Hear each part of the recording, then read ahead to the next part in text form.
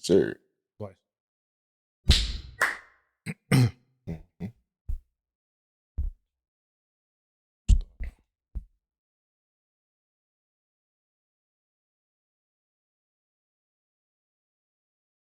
Check, check, check, check.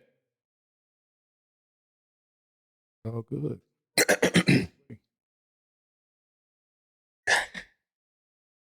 Won't even say nothing. Yes. See how you do. Y'all already know what time it is. Y'all now tuned in with your guy, Joe T. D. Johns. And this is two grown men having a conversation, and we are finally back at it. Back at it. You know, how you been? I'm proud that you remember the address, bro.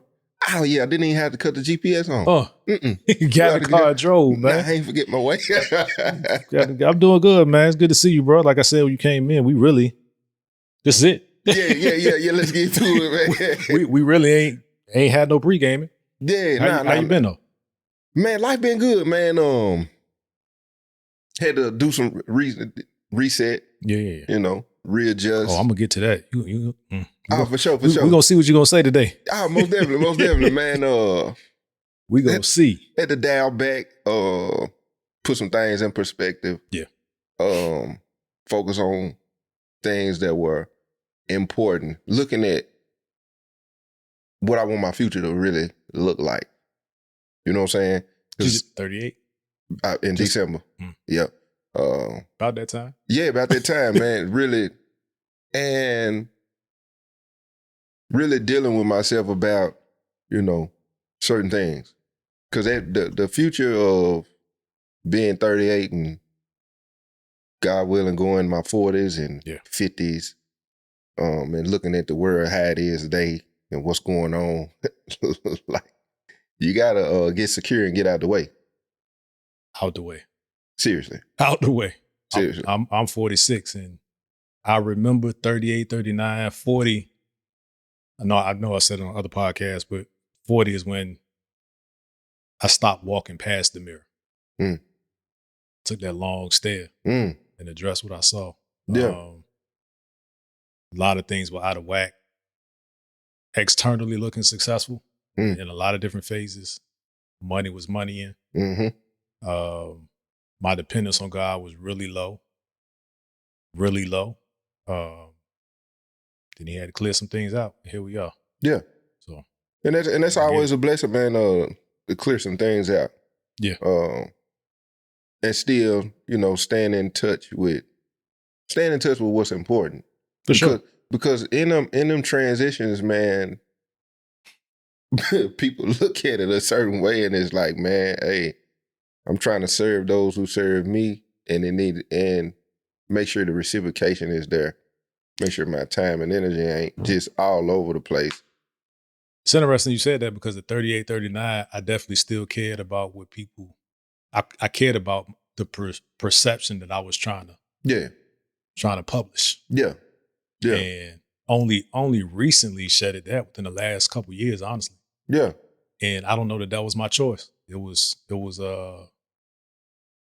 maturing, but accepting what matters. I did a lot of saying what matters. Yeah.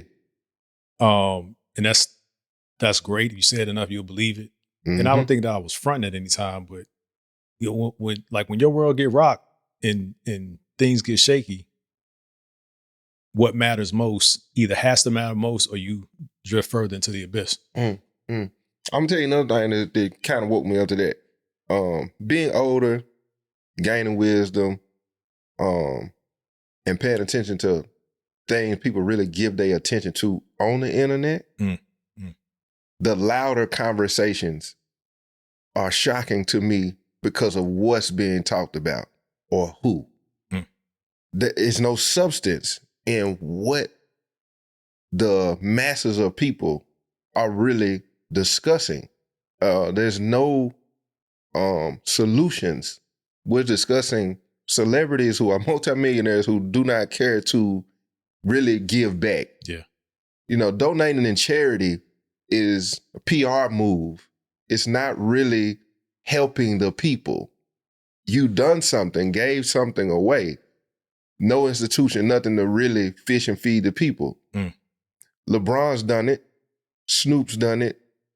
Jay-Z, from my understanding, they have certain things in place, yeah. Yes, that will go on to help people versus I gave some bikes away.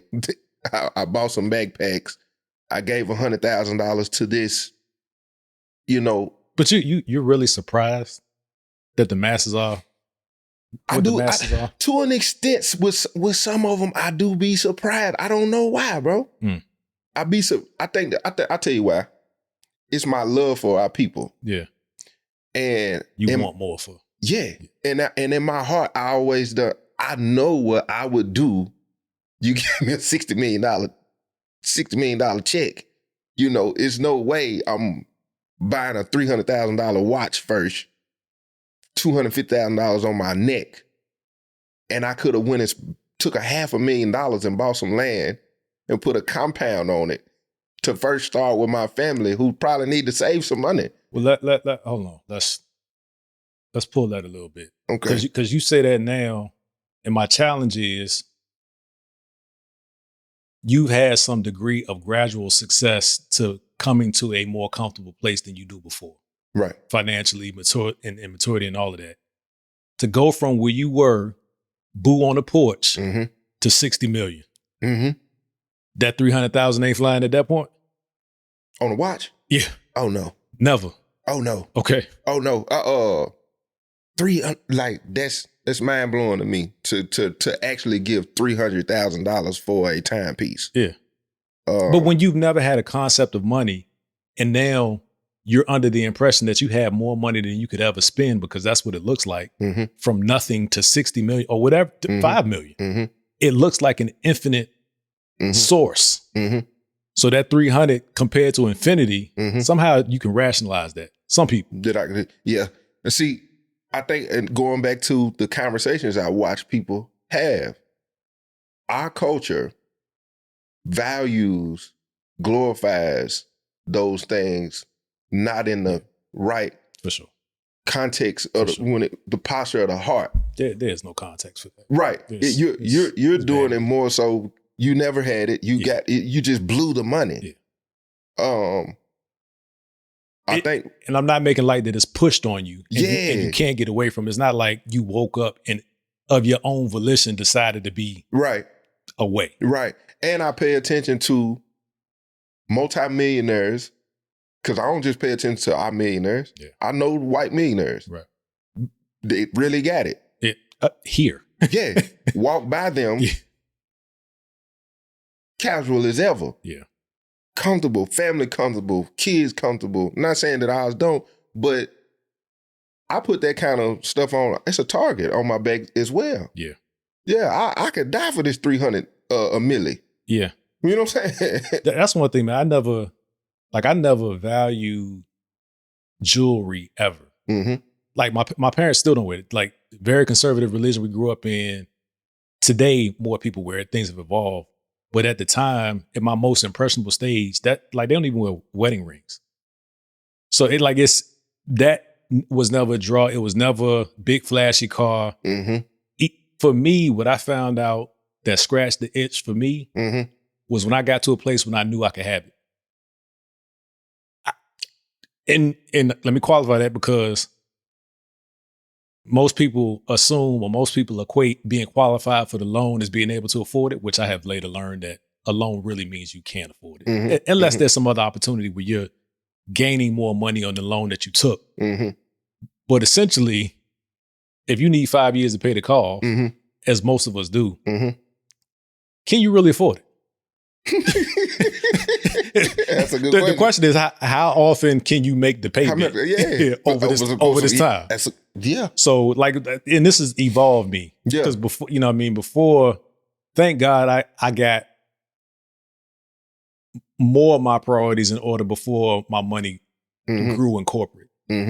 Because if I had seen, I know there's some guys that's 25, 26 that are at right now where I maxed out in corporate. And it's just how they live. They run in packs and they live life. I can't imagine what I would have done with access, not even having the money, but somebody looking at your income and say, take that, take it off. Don't take it off the lot. We'll send you the paperwork. You know what I'm saying? I'd have been out of control. So when I was able to, where I could walk on a lot, and if I wanted the thing, I could get it. Now there's limitations. I won't go and grab no Maybach. Yeah. Man, I wasn't. Yeah. I wasn't. But like that was a satisfaction for me. Like, oh man, I can't have this. Yeah. Hoopty still outside. Yeah, I think my heart is just more fixed on future security for myself and others versus temporarily gratification. Yeah. Like I ponder on these things a lot. And I don't want my kids, and that's the other part of it now, like what was demonstrated to me, like I'm glad jewelry was, and I'm not knocking anybody. I like it for people. Yeah. I've tried it on. I'm like, this is not you. Me neither. It just don't. I've tried it. I've tried, little bracelets and all. I'm like, it ain't me. And I always think it draws attention. Yeah, it does. And that's the last thing I want. Even having a podcast, I'd rather actually be known for being a producer than sitting right here. I'm kind of the same way. And people, because they see me on social media, they think I'm really not. Yeah. Like, I get social anxiety easy. Like, I don't like being, we went somewhere last night and just stumbled up on a little party that was going on. And like, I be ready to go. Yeah. Yeah, I'm not, when you see me, I got this big personality. I can have it, but I got to know you. Yeah. It'd be comfortable. If I'm in a room full of people I know, you ain't gonna be able to tell, but going somewhere people would think, you got this big person. I really don't. Yeah. Yeah. I ain't never been a jury guy neither. I just recently started trying to wear a chain here and there, but other than that, watches, man, I never. Yeah. Yeah. But and then here's another, like when I make posts, like for instance, I made a post talking about Cash Money at No Limit, right? So in the post, I was saying that they failed the culture because that's what people like to incorporate when we talking about our music, how we dress.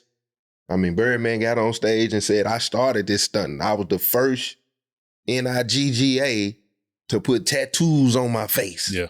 And they went crazy. You know what I'm saying?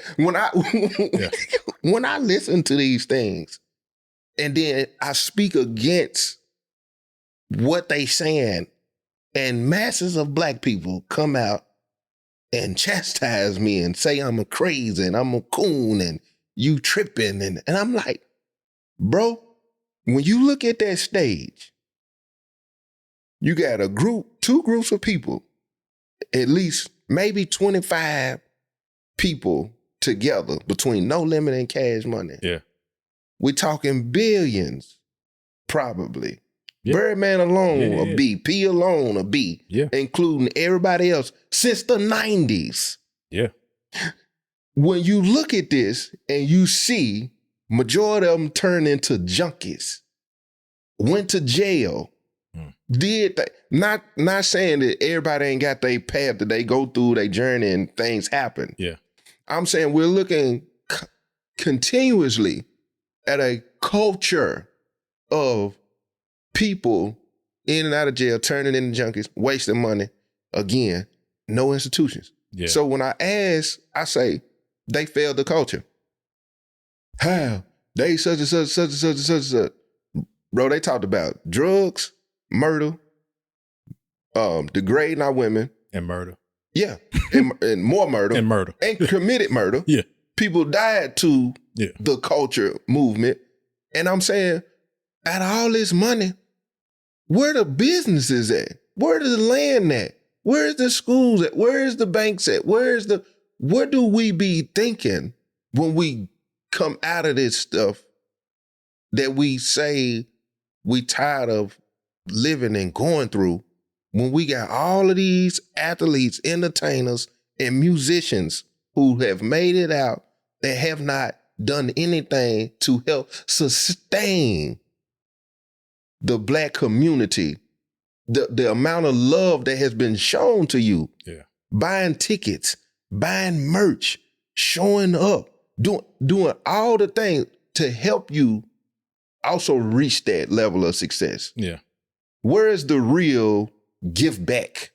Where is it? So when I say they failed the culture, I'm asking, what is your argument? These people got on here and literally said, well, Juvie got a business. I just said it's 25 to 30 of them. You mentioned a juvie juice. I was unaware. You said when you come out of that place, like you're not discrediting or discounting their past, what they lived through, telling their story. But once you come out of it, what are you doing to give back? My question is, do they really come out of it? No. Because most people say, I'd love to find out one day, but having a lot of money makes you more of who you are. Mm-hmm.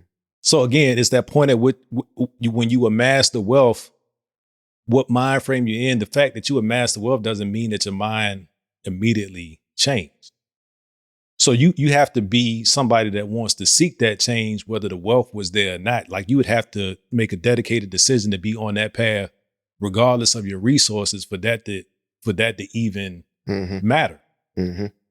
Because if I'm in chaos and somehow you throw a bunch of money at me, my chaos might look different, but my mind hasn't changed. Facts. I might not stay on the block and shoot, but I might just have a controlled environment of debauchery in my mansion now. Mm-hmm. So no, I'm not killing, but have I really changed as a person? I just got more resources to do what I want to do, and I might get hip to I don't want to do this on the block. I want to do this over here. And now you got that sense of autonomy that nobody can touch me. My money can get me out of anything. Puff. You know what I'm saying? It's like you get to a point where you get away with so much so long over time. Like where's the line? If you steady pushing the line and crossing it, and you push it and cross it and push, like at some point, is there even a line? Like what else is there to do? So is there such thing as actually change for? I believe there is. I just think that there has to be a personal growth thing outside of fame and resources. Right. We like to say, hey, you have an opportunity, and because I feel like this, you should feel like that about your opportunity too. And it's valid, because as you've lived and as you've evolved as a person, now you really do feel like this. So you have a basis for saying, hey, I once was this. Right. If I met you 15 years ago and never saw you again, you have stamped the impression of who Joe Baker is based on that. I met you after that. So there's people that will probably argue me down when I say that's my brother. They're like, wow, that's he. Right. And if you can find people that that feel a way about me for different reasons. So I think we got to take into account how we communicate our expectations. They're valid, but with the critique, what is the solution to as well? They don't have a solution. I don't have a solution, but they got more money. Well, we still don't have an actual solution. And it's almost coming off as if paying attention to these conversations, like our community really don't care for solutions. We want to laugh at everything. Everything is a joke. We don't take nothing serious, and we're okay with rape, rob, and murder in these conversations as entertainment. Yeah, and we okay. We are okay with ignorance. We okay with so many things, but then when we get mistreated by the system, when we get killed by the police, when we get when we want to have a conversation about us coming together. But if you turn around and hold these people who have the influence in these voices accountable, you'll come out and defend your idol. So my question really to the people is, why do you defend your idol the way that you do, knowing if you looked on the paper and really think for yourself outside of being led and following the masses of people who are basically blind, what are we doing? Who are we following? NBA YoungBoy right now on tour. If you listen to what's being said, I had my generation. I know the type of music I listen to. Yeah. I know the type of life that I lived based on some of the influence that come from that. But when I watch these concerts now, it's different from my time. They got switches on their guns and stuff too. It's different. Heron is out here. It's a different level of, you know what I'm saying, and the message that's being pushed. Yeah. When I turn around and say, your idol NBA YoungBoy got the ability to pack a concert, 60,000 young black men. Mm-hmm. And women. And women. Yeah. He has the ability, literally, because I was talking about something calling it a civil shutdown, because they got the government shutdown right now that's affecting a lot of people and will affect a lot of people. When you look at the entertainers and you say, all right, come out, have a concert for free, do one song, but then bring out people who can have conversations that can explain the effect this shutdown is about to have if we don't come together. You got 60,000 people in a building. Yeah, and so like your call to action is for them to be courageous when that might not be their character. Mm-hmm. It's not. Because it's one thing to blame, and I don't even like blame as the word, to shift responsibility, shift more of the responsibility to the person being worshiped than the people worshiping that person. We also have to realize that the person that's being worshiped is influenced by what got them there too. Mm-hmm. If I get to millionaire status doing A, why would I go to B if B is in contrast to what A is that got me there? Like if you became, like, they can't become famous without people giving them that platform. Mm-hmm. It takes more people to give them the platform than it does the person that actually holds the platform, right? It's them, it's a team of you, whoever's pushing that stuff out, but millions and millions of people have to agree with what they're saying at a time and elevate them, esteem them, praise them. And then when they get that level of praise and esteem because of what they've been saying, we say, hey, man, now it's time to. But what is that timeline? Like NBA, and I'm not. I'm told you, I'm following you. You know, I feel you. And I have to be. I don't have to be. I choose to be real about the situation because, like you said, you know your time frame. My time frame was a little bit before yours, but now I have adult children, and I can't discount the fact that I went through whatever it was, and by the grace of God, had time to grow out of it and stunt them down with the expectations of who I am today. So the 20 and like I got a 22-year-old. Next daughter's about to be 20 in December. My son is 18. Then I got the babies behind them. It's advising at this point. My daughter went to the NBA YoungBoy concert, and I was like, yeah. You know what I'm saying? My daughter did too. But I went to the J and 50 and Missy and Bust, like all, and Fat, all of them was on the show. The plus with yours though, you parent though. You're a parent. All of it is true. Yeah. So that's what I'm saying. Like, before they were in a place where they were saying, Dad, I'm going to do this, my tone would probably be different. Yeah. Like the 12 and 12 and soon to be 11-year-old can't tell me that they're going to do this. Right. There's still not a degree, 100% right. control of. Right.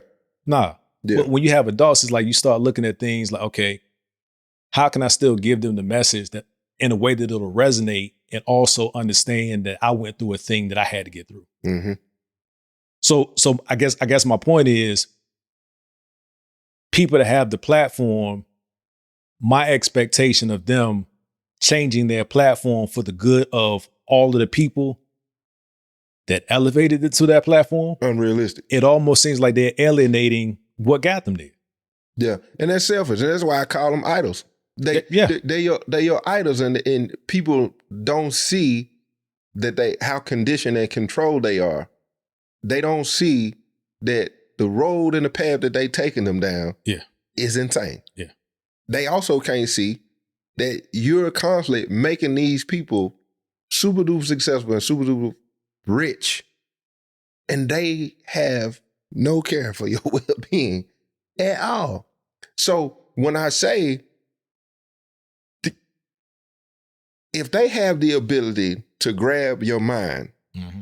My point is, we have to have that same thought process. We have the ability to wake them up as well. Sure. The way you get most people attention that's done reach that kind of is hit them in their pockets. Sure. If you put a charge on all your idols right now to prove me correct and say, this is what we want. We would like for you to do this or voice this opinion about this certain thing because it's a serious cause. Mm-hmm. And they don't do it. I'm following. If they seen 200, 300, 400,000, 1 million people unfollow them within an hour time, they're going to respond because they're going to know it's going to start hitting their pockets. And people will start seeing, now that's right, they don't care. They not speaking up about very important things. But you'll be mad at the government, the red or the blue side.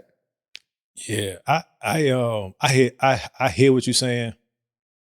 It's unrealistic. I agree with what you're saying. I think what my challenge is,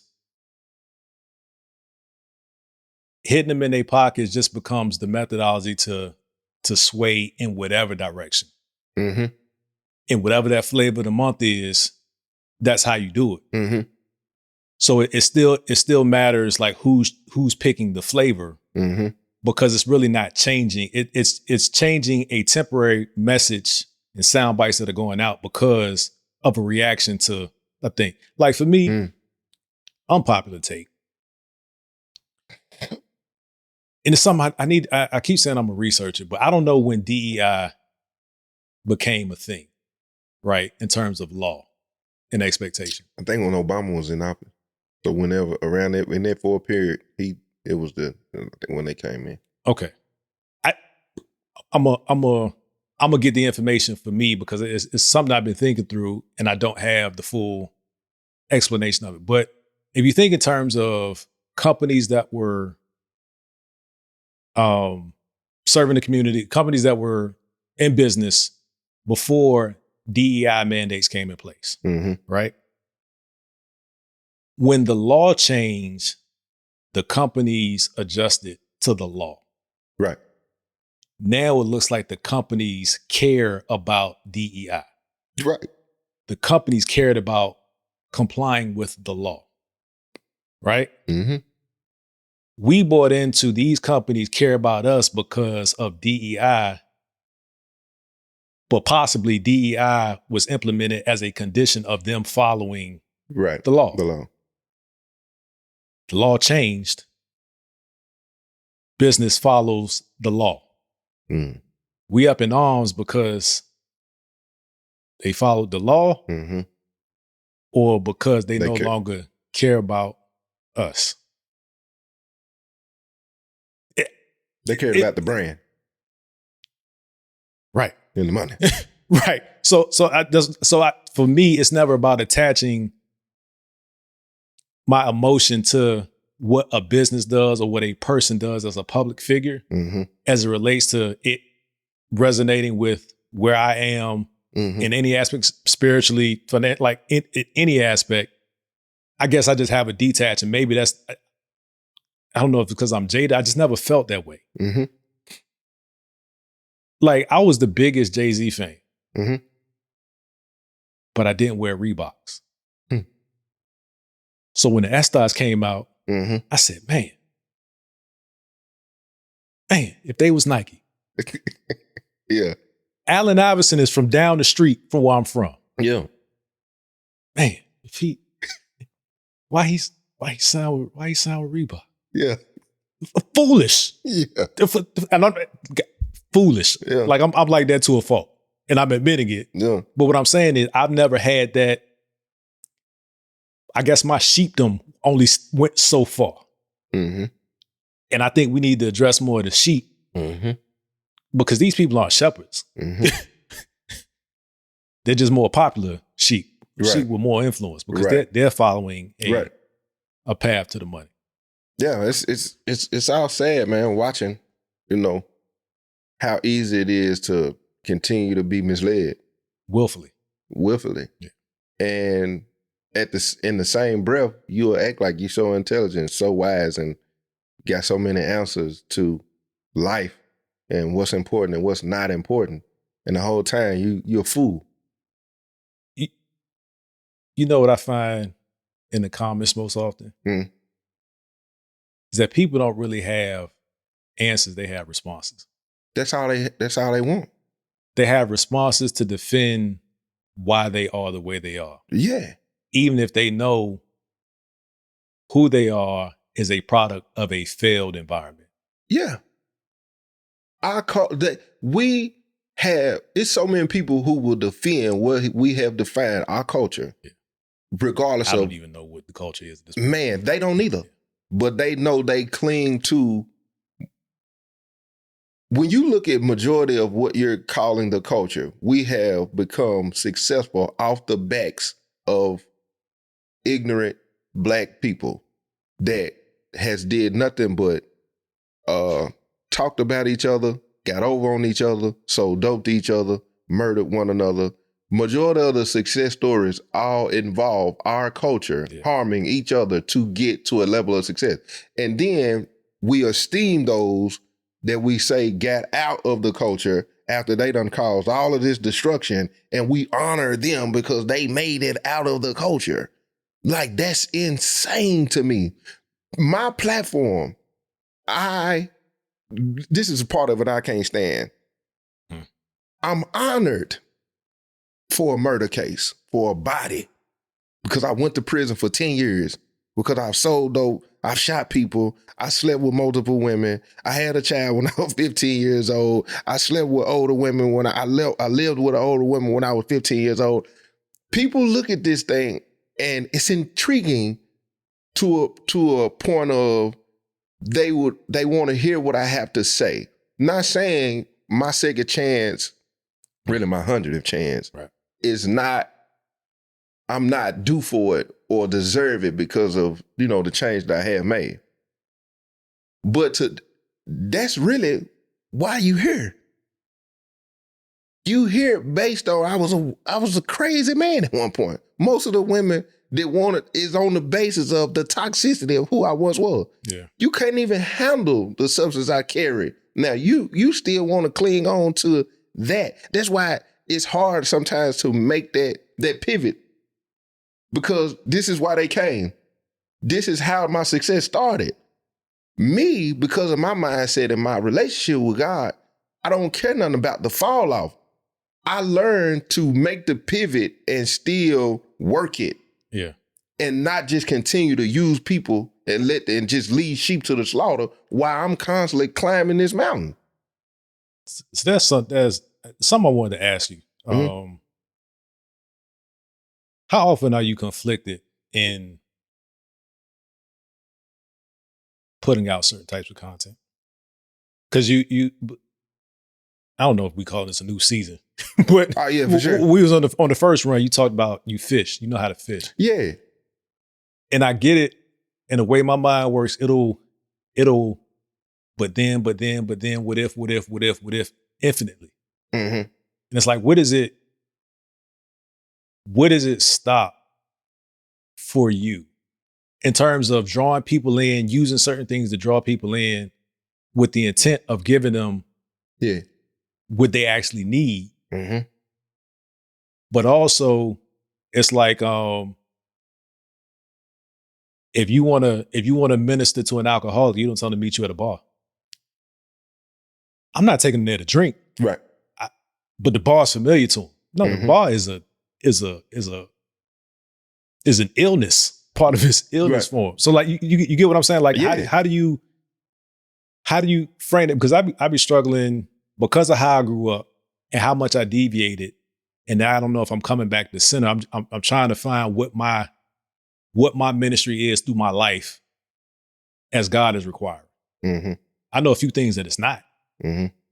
I know I'm not to be on the pulpit. That's not That's not what I'm called to do. But sometimes it's like, all right, is it toleration of something that you don't agree with or you don't actually represent anymore because of the potential draw of people? Like how do you negotiate that, if at all? Some it really depends on what the post. A lot of times I don't get convicted. I don't feel out of place of my calling. There we go. At all. There are certain times I'll post something and I'll go back and watch it and I'll know that's too much. This one is too much to pull. And you're at a place right now where you've been blessed. You don't have to go that far. Yeah. You know what I'm saying? And that don't happen as much as it used to now. Yeah. Because when I started making my pivot, my tribe was built in. Because knowing the testimony of where I was coming from, a lot of them people started weeding out when I started sticking more to what I was on. You know, I just recently had somebody in my comment section that said on my YouTube, they was like, your numbers is still good, but they not what they used to be. It's because you ain't talking about, you know, your sexual experiences and this, and that as much as you used to in the way you used to deliver it, you know, and I'm grateful for it because even in that, it was testimonial style. But there's at some point I have to take accountability in knowing these people are dependent on you, but there are a lot of them that are in vulnerable places and looking at that and lusting. Yeah. Or thinking, heal. And I have to realize at some point, hey, you don't do that because I don't like the attention. I've never really had the kind of DMs people probably would assume because of the balance of my platform. If they jump in my DM, they gonna try to come from a biblical standpoint or some advice or something first, so to try to feel me out, right?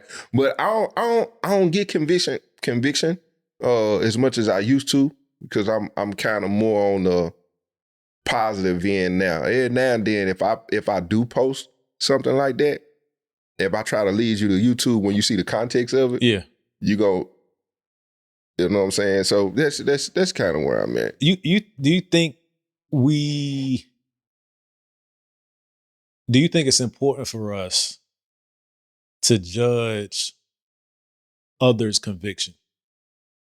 Because that's a very strong word, and sometimes I have to catch myself as to whether I'm using it as a crutch or not. Judge others' convictions. That was the first part, but in terms of conviction as a principle, period, I know I've had to watch where I would use that as a get out of jail free card. I'm not convicted of that. Your relationship with God has led you to this, and I think it happens. I know it happens at different phases of life with different people. Some people be convicted of things that others are not. Mm-hmm. I don't know that one or the other is lost in the grand scheme of things. But if God, I've heard people use the example of God told me to stop eating chips.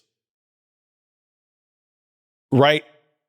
Because chips were having whatever their addiction was or was having such an effect on their life that it was taking them away. Mm-hmm. And I know that's a very extreme, but if you think about it, I feel you. But if God reveals that to you don't need to do this, that doesn't necessarily mean that your platform becomes everybody doesn't do this. And if you don't feel like me, you're not aligned with God.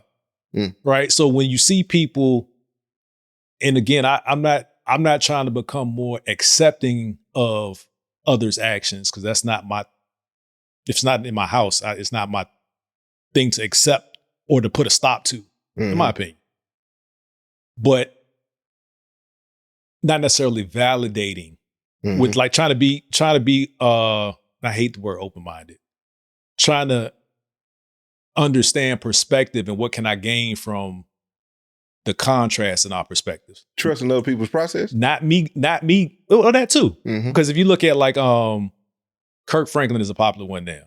Because he got introduced to the world through gospel music, anything that doesn't look like that, now he's Illuminati. And sometimes you look at things in isolation, I'm like, man, that looks weird.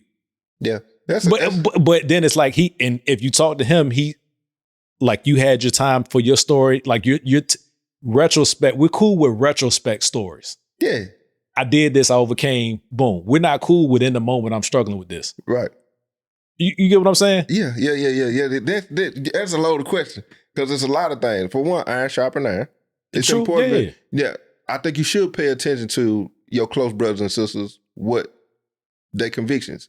Not saying that this is where I am, this is where you should be. But out of love, my brother Dip, he really liked my spiritual advisor. He'll call me a certain post that I'd make back then. Now, hey, you good? But he know me. And I'm good. I'd get off, think about it. And he always tell me that my convictions ain't your convictions. Yes. But be careful. Yeah. Be mindful. Be mindful. That's okay to do. Going to the Illuminati thing because it's true. Because I've had people do this to me because they know my walk with the Most High. Yeah. Anything outside of that, oh, listen, they didn't got him. Oh yeah. Even when I move my hand, did you see that? He just threw up the devil horn. He ain't what he used to. I get it all the time. But also in that, as a mature believer, I know what the accuser of the brethren look like too. I know what persecution look like. I know what spiritual warfare look like. They try to press things up on me that's not really of him, trying to get me to, you know what I'm saying? But I do think it's important to hold each other accountable for certain things. Yeah. But I think the most important thing about that conviction is pay attention to the fruit. I knew he was going there. Yeah. You got to pay attention to the fruit because for one, if it don't look like they're getting conviction or making some kind of turn, then pay attention to who they leading and how they leading them because everybody being discipled, whether you want to believe it or not. If you look at somebody as a role model or a leader or somebody that's ahead of you, you're being led some kind of way. Yeah, for sure. And you know what I'm saying? You got to pay attention to the fruit, you know what I'm saying? Because if there is no conviction, there is no godly fruit. Right. Yeah. It's impossible. Mm. If it don't align with your beliefs as far as and this person is constantly doing what they're doing that does not align with that, no conviction to change to do it the way the word is saying or whatever you believe, no conviction, no fruit. Right. Then you need to be wondering what's up. I also think we need to be mindful of our expectations of people. Yeah. Like people are flawed and this is not an excuse, but I think we, even in, if you want to call it religious or Christian, the God-fearing community, when we find something that looks like a path that we can follow, we ready to promote. And if they trip up, you go one or two ways. I knew they was never what they said they was. Or you get on the other side, you start defending their actions that should be held accountable because you put yourself out there as a follower of this person, or you've promoted, you've esteemed this person so high. You don't want to look foolish in your decision making. I think we got to be mindful of that because that could be good that you get from watching a person, right? And I don't think that one negative outweighs. I mean, everybody has a slip up, but I think you got to be careful not to call that slip up something other than a slip up or something other than what it really is, because your judgment is so cloudy because you want this person to be right in all cases because you've jumped on the bandwagon. Yeah, they need to check themselves right there. Yeah, there's something going on when you've made that person an idol. And now when something doesn't fit what you thought it, now you're looking at that person different or whatever the case. That person, and I've ran into that 100 times with. That's why I love my platform, because I'm not a saint. Right. I'm not gonna carry myself in a where something looks and then you're like, dang, no. Yeah. Because now you making me think I can't be human. Right. I'm human. I'm gonna get on the phone later on. Somebody gonna make me mad. I'm gonna probably cuss them out. But in real life. Yeah, people are here and say, man, I ain't never heard you cuss on the platform. Right. Make me mad then and see what's up. That don't mean Yeah. But that's a very good question, man. That's a slippery slope too. The people closest to Christ that we esteem, some people as Christ, which is an issue, another conversation. had problems. Yes. We're okay. That's why I said we're okay reading about the problems that somebody's already had and whether they got over it or their story is closed. Not the now. The story is closed. Yeah. We can't deal with people's story in real time. Yeah. And give them grace. And again, I'm not saying you let people off on whatever, but it doesn't mean that you're one extreme or the other. Yeah. They presented some things to you that were of solid foundation, move you closer to God, or moved you in a positive way, and then this happened. Call that thing what it is. Right. If it keeps happening, okay, now you're seeing the actual character of the person, or something's changing, and maybe you need to move away from it. Right. But we gotta be careful of defending people at all costs, because most of what we see looks a certain way, or what we feel leads us to believe a certain thing about people. Right. And love covers a multitude of sins. I want to say that because as brothers and sisters, we have to realize that we are human. You're gonna make mistakes. You're gonna do certain things that people thought you wouldn't do. Never. Confessing your faults to one another, I think, is very important. Accountability is very important. But I wouldn't tell nobody in a walk with the King to ever get in your mind that you're not gonna fall. Right. It's all in the word. And it's not over when you do. And it's not over when you do. I tell people, even in your fast,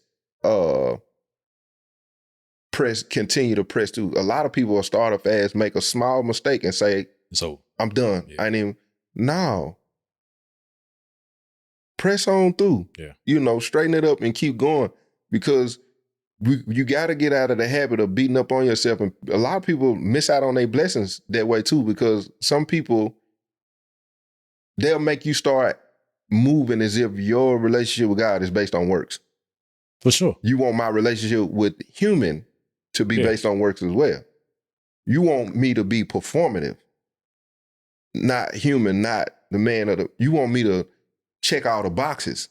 The minute I don't check one of your boxes, you want to judge me and throw me to the wolves. I'm not that. Man, bro, when I moved to Dallas, before I moved to Dallas, I was speaking at a lot of churches. Houston, I was all over the place at one point. And I remember when I started kind of pivoting out of religion. Yeah. Being more vocal, saying fishing in a different way. I watched every one of them pastors unfollow me. Nobody jumped in my DM, messaged me, called me, and they got my number, still got it now. None of them. Bro, I'm just calling, checking on you. Yeah. Nothing. But when you saw my testimony coming out of prison, you want me to come speak to the masses of people. Repost. Yeah. When you wanted to post me on your flyer, but the minute what it looked like to you that I was straying, you ain't even calling, hit check on me, bro. Bro, you said something about us wanting a performative version of a person. Yeah. And that immediately took me back to where this conversation started. Like for you, is your message, is your call to action for people with these huge platforms and access to resources, or directly having the resources, to be performative, to sway the masses in a positive direction, or to actually change so that who they become can possibly sway the masses? Change. Glad you said that.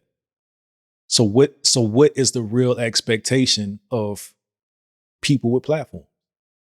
They have to change on their, like I said, without regard to the resources and connections. Like, they have to want to do that. Right. So your urge is for them to want to get to that point faster, or for somehow personally, I think different? Me personally, I think they want it. I think they caught up in the matrix just like the sheep, like you were saying, they all sheep. Because in their mind, they think, but even if it's deep down in them saying, if I make this pivot, what if they don't like me no more? Now you're scared. Yeah. But really, you want to do it, bro. I've watched NBA YoungBoy several times say certain things. You can hear the tug on his heart. But he watching all of these people who love him for what they've, just like Cardi got something going on right now, this major. But I've watched I watch a lot of them artists say certain things. They scared to make that pivot because of the masses of people. They afraid, what if they, you know what I'm saying? I went through it and I ain't nowhere near. I went through I can't talk about pig no more. Don't say that. And I was like, I don't care though. It is what it is. I think it's in them. I think it's in them. I think it's just important for us as a collective whole to let them know it's okay. So the call is to be courageous. Yeah. What shifted for you? For me? Yeah. When I got courageous? Yeah. My relationship with God. Then, my relationship with God and my real care for people, and I really understand I should either be dead or in jail. I really get it. I really get that. I'm like, I had a moment like 2 weeks ago. I can't remember where I was at, but I was just looking around and I was like I done 10 years in prison. I'm free. And I can go anywhere I want to go when I want to. I'm free. Yeah. You know what I'm saying? And so when I think about stuff like that, to take advantage of that opportunity and just continue to mislead people because I can articulate words a certain way and I can make money off of them knowing that they sleep, knowing that they want to be entertained because entertainment is the new currency. Like I could go, if I wanted to, I could go viral every single day. It's hands down. If I wanted to, I could make $4,000-$5,000 a day, knowing that people don't care about important things. Like I could jump on every subject. I could make posts about Trump and politics and musicians that they idolize and sports is going. I could make 10 posts a day, I guarantee, and every one of them will exceed 500,000 views if I wanted to. But I understand that there has to be some balance to, if you really care about people, your family, and your real relationship with God. I don't know what Bible they read or Quran or whatever it is. When you read that, if you believe that, why would you, come on, man, like why? And I'm gonna tell you the most beautiful thing is I screenshot a lot of my comments from YouTube when people say certain things about, hearing the messages. That is a way better feeling than a check, bro. That's serious. Yeah. Because it helps me stay aligned. It makes me see the greater goal of this. And it ain't always about making money. I get it. We oh man. It's a huge breakthrough because of the Dear Son platform. And I can't wait for that person to talk about it. Yeah. When that person told me what happened because of it, everything was worth it. And I'm just getting monetized. So like, this is a way of life for you. It's slow rolling. Yeah. But all of it is worth it. And it kind of validated the purpose of it. Mm-hmm. So I understand when you get those messages like, yeah. And watching the entertainers, I hate us being the butt of the joke, bro. It bothers me when the Black community is the butt of the joke and we think we are the one who creating the jokes. Listen to me. You're the audience. Yeah. We're the audience. Yeah. When I see these things now, I just be looking like, when I watch our women with the weave, and I'm not saying, beauty enhancements is not, but when I watch how the trends of all of our beautiful women look the same hairdo, same baby swiggles, same loss of identity. You see the baby swiggles? The baby swiggles is insane.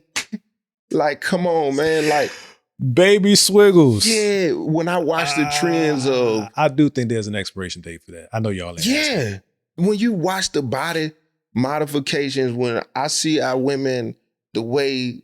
There's nothing wrong with dancing, but when there's just a continuation of carrying yourself in a manner and thinking a man gonna want to marry you is insane. Yeah, attention. Like, then, like, even with the men, when I watch the men do what they do, knowing they not where they should be in life, and a still step in a woman life, knowing you ain't ready to lead and carry that woman, but then turn this woman into a monster and then act as if you wasn't over there manipulating, gaslighting, and doing all of this craziness because you had all these internal issues going on.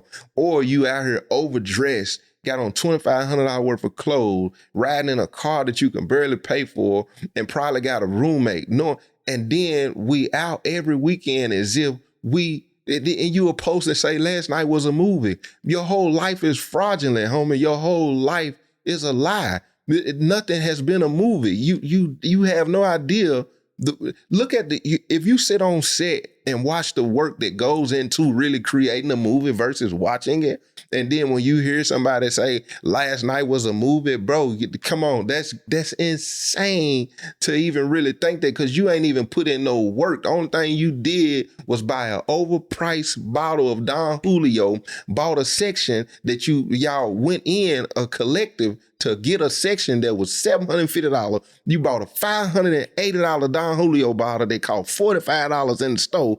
You had on fake jewelry, fake watches, you got on big T shoes. You like your whole life is fraud. Big teeth shoes. Yeah, listen. The attack is real. Come on, man. And then you got these veneers in your mouth that don't look right. Like Chiclets. And then you turn around and you look at it and we think we so lit.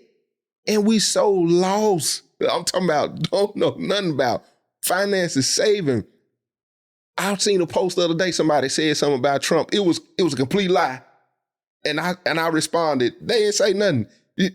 We so cool with just spreading misinformation because we uneducated. And that ain't me saying I'm for or against. I'm telling you ignorant. And you okay with being ignorant. And you don't like being told when you wrong. And you won't even go do the research. But then you'll go to church on Sunday, praise and say, God bless you, and your whole life is chaos. Why do you think God is even listening to you? You're not even practicing what it is you say you believe. And then you wonder why we so out of control and so lost. Because you think you could do whatever you want to do, how you want to do it, live how you want to live, still get blessed. And life was a movie. Like we lost that, like that hurts. That bothers me for the future. It bothers me, bro. Like it should be scary to us, bro. It should be scary to see where the economy is, what's going on, how it's happening, and none of us are really in a position to be self-sufficient if they cut certain things off. They affecting jobs right now. I'm watching all y'all talking about these food stamps. It's bad. They terrified about these food stamps. Yeah. This section they would, and only thing we doing is have a conversation. Only thing we doing is just saying they. You gonna look up, bro, and realize it ain't just that you can't afford to pay your bills. You ain't got access to food. Now you ain't got access to this or to access to that. Then what? Like that's what's bothering me. That's what's in my spirit. It's on my spirit, like super duper heavy. It's time to get proactive, man. Yeah. Disclaimer: if it doesn't apply, let it fly. If you feel attacked, maybe you should have. But if you don't feel attacked, the attack wasn't for you. Something I want to talk about it. It'd be a different episode, but we gotta stop. We gotta stop crediting God with these blessings that ain't from Him. Man, would y'all be tripping if we had the same outfit on and y'all see us we drop both shows in the same day? We gotta stop. We gotta stop. Think that's the time for this one, though, bro. Welcome back Oh yeah, we back in it, man. Welcome back. Man. Yeah. Long overdue, man. People been asking. A lot of great conversations and trending stuff that I know we could have been hitting on. People need it, man. And I had a brother tell me, Eshawn Bergen, that told me, he said, man, pay attention to your tribe. The people that's supposed to come and hear or feed off of what it is that you serving. Yeah. That's your tribe. Anything outside of that, don't overextend yourself to try to get them to come over. Just trust that the people that he's sending. Eshawn Burgundy. For sure. Sabbath morning is one of my favorite joints, man. Man. One of my favorite joints, man. If you ain't bumped the Eshawn Burgundy, go check out Eshawn for sure. Indeed. But it's always, y'all already know what time it is. You got Joe T. D. Johns. Blessings. And that's D. Johns, not D. John like the mustard. I seen your man said that. I was going to get him. I was going to get him. Say, you and your man D. John. I said, okay, I'll take it. Mustard! For sure.